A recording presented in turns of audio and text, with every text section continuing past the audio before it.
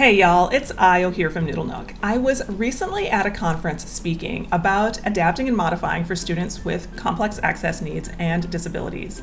And I realized this was such great information, even if I just took a couple of the slides from my deck and shared them here, that it would probably help a ton of teachers who are really trying to figure things out and get things streamlined and working a little more smoothly in their classrooms. So that's exactly what I am here to do today. Let's go ahead and get started.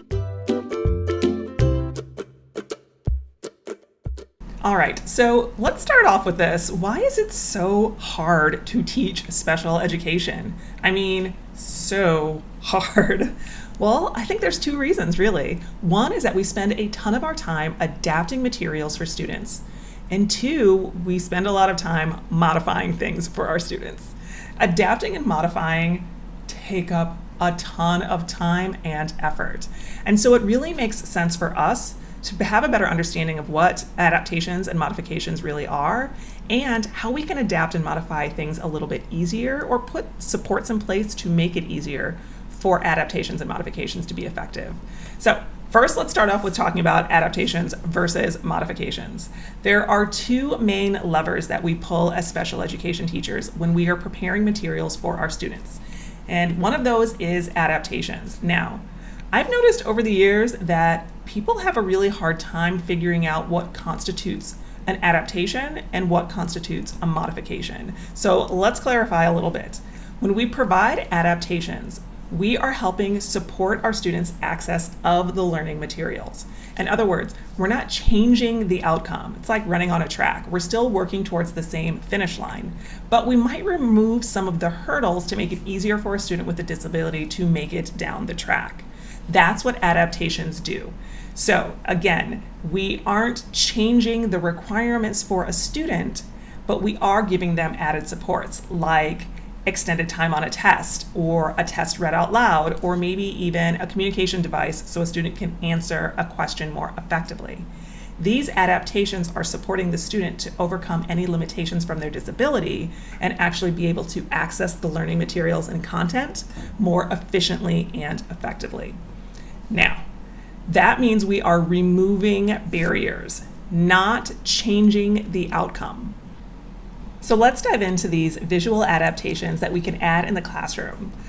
First up is a picture schedule. Now listen, we all need picture schedules to be successful. This is something you definitely need to have in your classroom and done in a way that's meaningful for your students. It doesn't necessarily have to be icon-based. It could be tactile, it could be checklist, it could be text-based. It depends on the needs of your students. But we all generally benefit from having a visual schedule to reference and work from. It helps to make transitions smoother, it helps to minimize outbursts, tantrums, and negative behaviors, and it helps our students alleviate some of that working memory that has to be set aside worrying about what's coming next. So have a picture schedule or a visual schedule available to your students. Next is a visual timer. Listen, I used to wear a watch, but now that we all carry cell phones, watches seem obsolete, and a lot of our students are not really great at telling time on the wall clock, which means they're constantly worried about what time is it, how much time is left, when are we moving to the next thing. So adding a visual timer into your classroom, whether that be on your interactive whiteboard or a physical timer, will make things so much easier. Have a visual timer, get in the routine of setting it, and have your students know what happens when the timer goes off.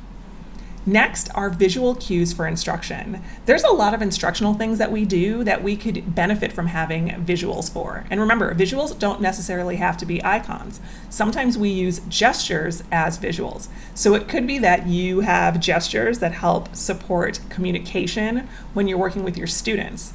Think about how those visual cues can help instruction in your classroom. Next up are class labels. There's a lot of different working spaces in the classroom, and if you've ever watched one of those home and garden television makeover shows, then you know a key element of being successful within a space is defining that space. So as you do different things in different parts of your classroom, those things set up specific expectations as for behaviors. In other words, at the snack table, there's a certain kind of expectation as opposed to the carpet for calendar time, totally different set of expectations. When we label the classroom and give that visual icon support, not only does it make it easier for our students to navigate, but it also helps them to set internal expectations as to what's going to happen in different spaces, even when those spaces have to do double duty or triple duty. The next thing is a choice board. We all love to feel like we have choices, which means it's something that we should be offering to our students. We make a ton of choices every single day, but we minimize choices sometimes excessively when we talk about students with complex access needs.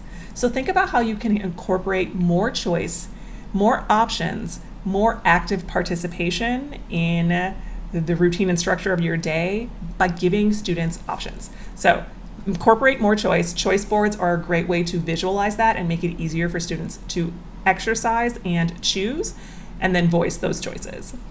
And the last is a visual task analysis. So this kind of overlaps with schedules depending on how you implement them, but there should be some kind of visual that tells a student what to do first, what to do next, and what to do after that.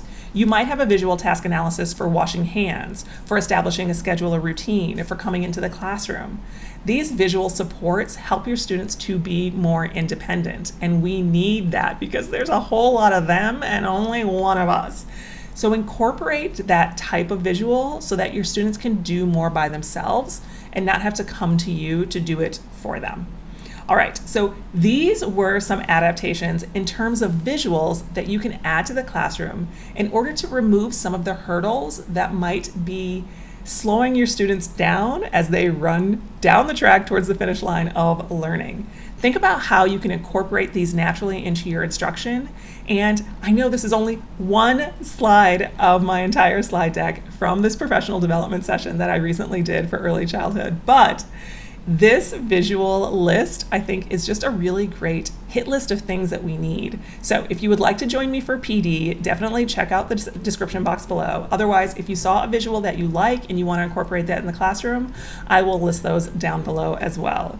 My name is Io Jones, and I'm reminding you to stay strong and teach on and add visuals. We'll see you next time.